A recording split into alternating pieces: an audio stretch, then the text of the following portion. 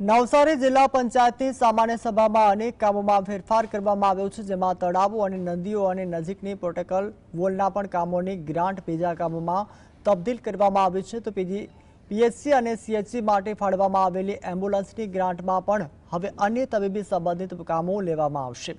શહેરના વિવિધ રસ્તાઓ સહિતના અનેક કામોને પણ બદલી નવા કામો માટે દરખાસ્ત રજૂ કરવામાં આવી છે. કુલ રૂપિયા 2.25 કરોડના વિવિધ કામોની ફેરબદલી કરવામાં આવી છે. ઉપરાંત જિલ્લા પંચાયત અને હસ્તકના 52 કિલોમીટરના રસ્તાઓ રાજમાર્ગ અને મકાન વિભાગને હસ્તાંતરિત કરવામાં આવ્યા છે. અને એમાં લગભગ 30 લાખ જેટલું રૂપિયાનું નુકસાન છે. એમાં 8 લાખ રૂપિયાની સહાય અમે ચૂકવી દીધી છે.